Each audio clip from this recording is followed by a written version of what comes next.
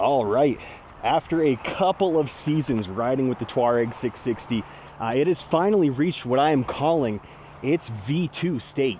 My aim with the Tuareg V2 was to enhance its capability, protect its body, and try to get it some better long-term engine health. And while I believe the changes I made will accomplish this, I'll need to get a lot more time on the machine before time will really tell. So in today's video, I'll be sharing the Tuareg's new foundation for adventure and whatever changes are to come next. I'm not going to spend too much time on this first section, but I do have to cover the tires on the bike since they drastically change the characteristics of a motorcycle. And you know, me on the trails or on the roads, whatever it is, as one unit with the Tuareg, we're like 650, 700 pounds, and I have two contact points, it's the rear tire and the front tire, so it's a huge deal to get that right. And I'm pretty happy with my current setup, so I'll jump into that. I'm going to take this camera for closer shots and whatnot, and come along here.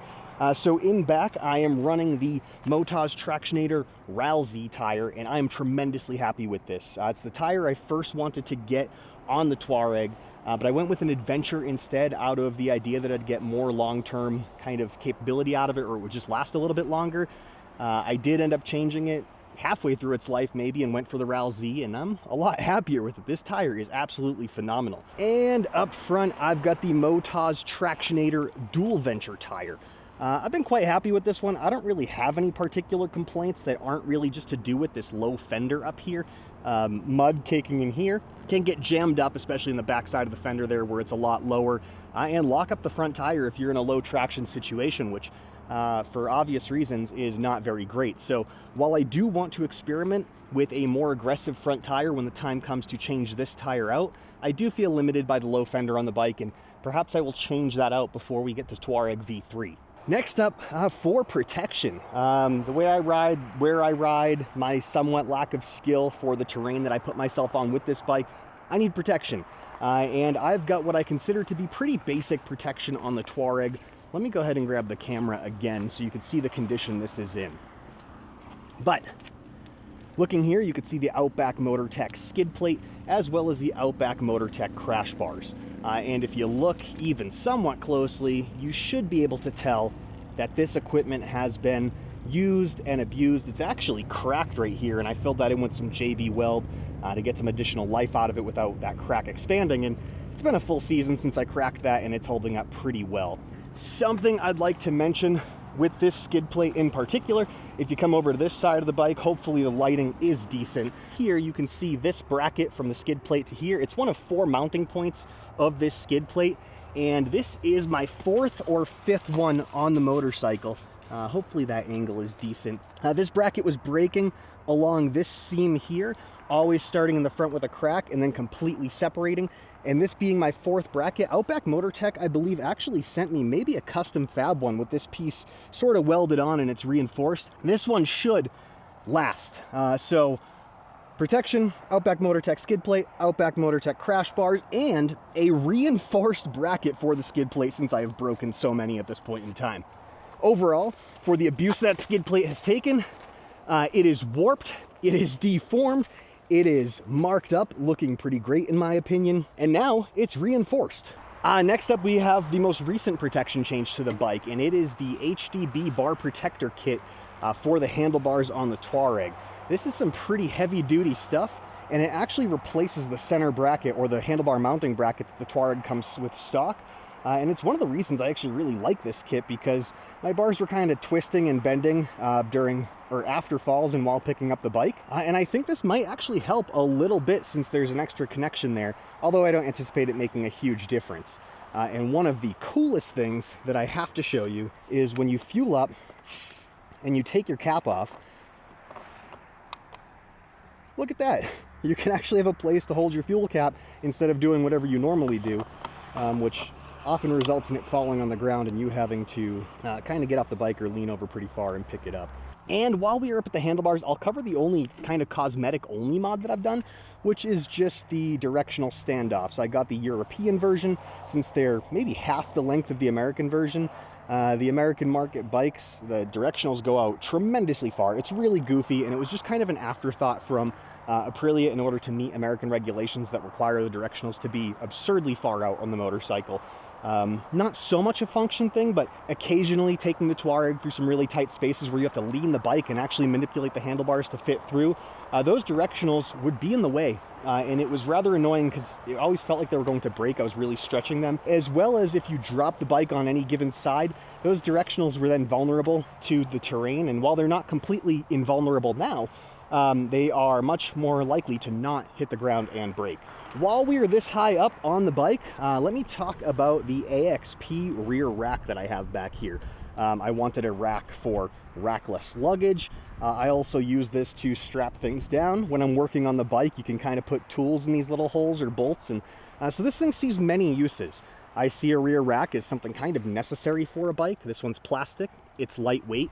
And what I really like about it is it's very slim on the Tuareg. It doesn't stick out very far like some of the steel ones you see that have bars that go out a crazy bit. And it's definitely much more slim than a pannier setup or something like that.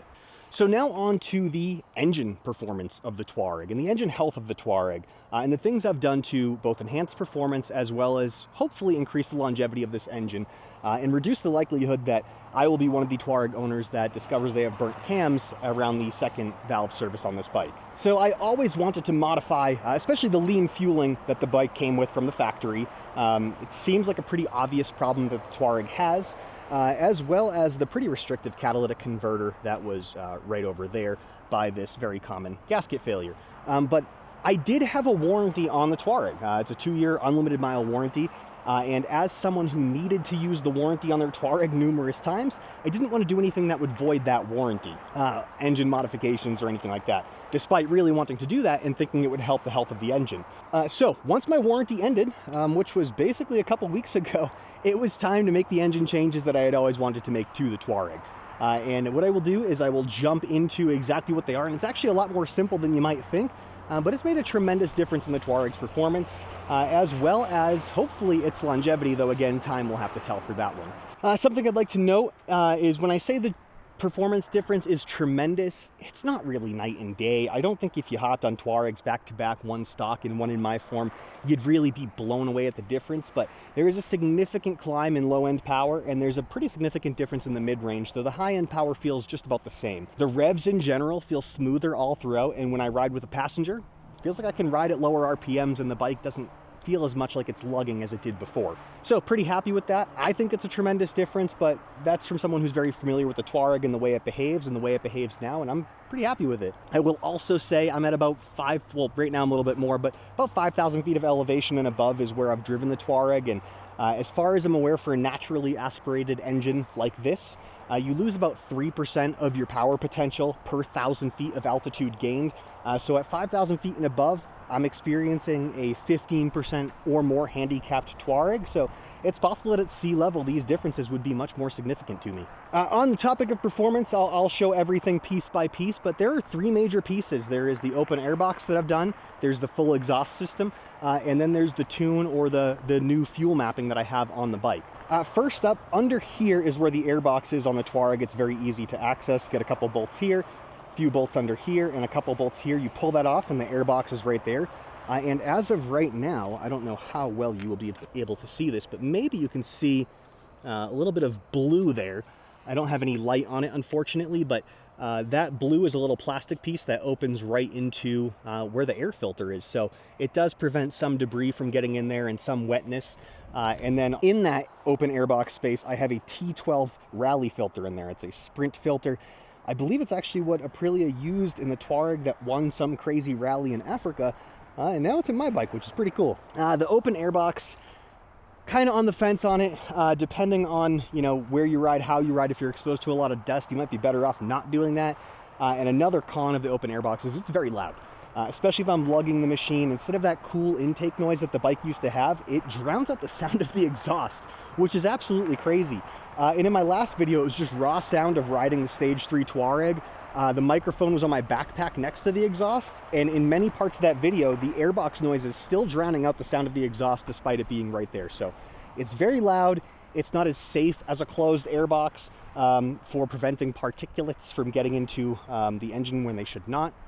But the T12 rally filter is phenomenal, and I trust it a lot. So we'll see how it does through the life of the bike. And then for the exhaust, I went with the Dominator HP7 full system. So it's the headers, the cat delete, in this giant muffler, which is actually the same size as the stock muffler, even though it feels like it weighs about 25% what the stock muffler did. And the reason I went for this system is, well, two. One, it was very cheap. The cost of this full system was about the cost of a decent slip-on or a decent muffler, and you get this giant pipe as well. The other main reason is the stock decibels, or the decibels of this exhaust, or the volume level, is actually very close to the stock bike, despite removing the catalytic converter and despite being a less restrictive muffler. So this comes stock with a silencer installed, or dB killer, and it sounds very close to the volume level of the stock Tuareg, which is really great if you want to keep the noise of your bike down. I currently run the silencer out. I feel like it performs a little bit better that way, and it's got a deep bassy sound, and it's been years since I've driven a motorcycle that was actually relatively loud and audible to drivers in their cars. And going back to that with this exhaust system feels like a cheat code for cars being aware of my presence. So while I do have a video of me driving this thing around and it's just raw audio, in case you haven't seen that or in case you're not interested, let's start the bike up and we'll just do a little bit of a sound test. I'm going to take the microphone off of my hat and go back over there. Again, this is silencer out. Let me jam the microphone, or let me just place the microphone down on the bike and give it some revs.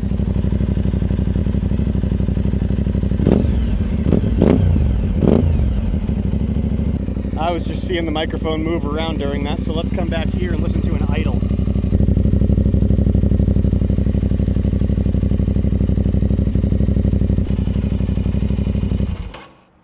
So I think it sounds pretty good. I don't think it's too loud with the silencer out, so I actually run it that way permanently.